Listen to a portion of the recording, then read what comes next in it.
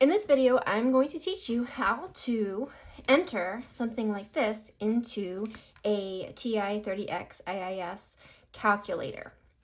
So as you can see, the example has already been worked for us. We've identified all the different variables and then we've already put them into the equation. So if you need help with this, I have another video just on doing this part of the problem.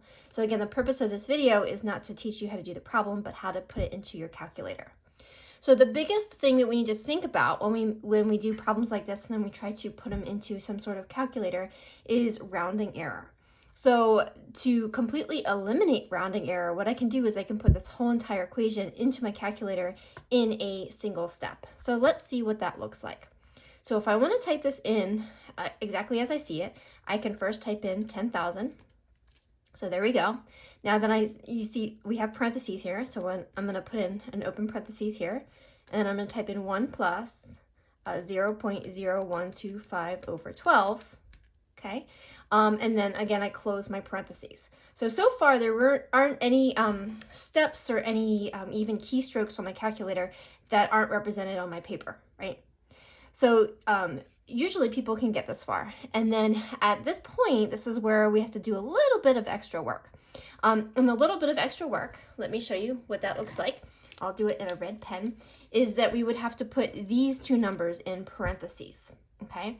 So if I want to raise all of this stuff to this power, I'm going to press the caret button, right? So that's right here, okay? But if I just type in 12 times 13, what that's going to do is it's going to raise it to the 12th power, okay?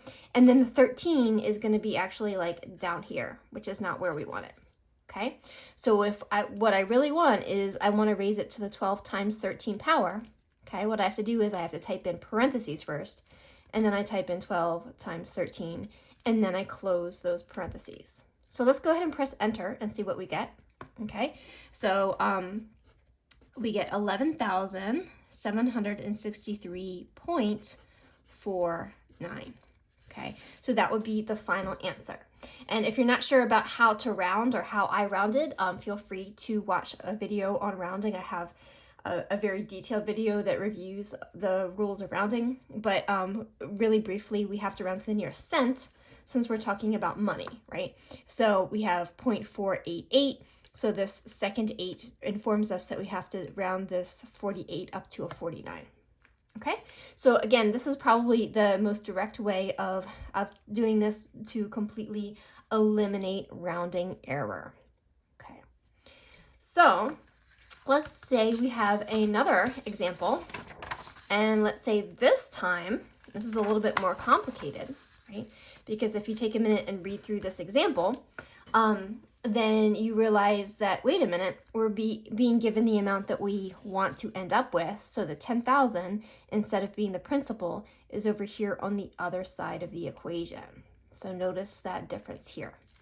So I had a really awesome professor in college, and he always said, well, if you can't solve if you can't solve a problem, solve a simpler problem. So let's just use our imagination and take this whole ugly thing here, and let's just call it, I don't know, X, okay? So let's say then I have the equation 10,000 is equal to Px, or P times X, right? And what we're trying to do is we're trying to solve for P. So what would we do to get P by itself? Well, we would just divide both sides by X, wouldn't we, right? So then we would have something that looked like P is equal to 10,000 divided by X. Okay, well, we can do exactly that because, as you can see, right, that X is, again, we can just put the whole expression back in there.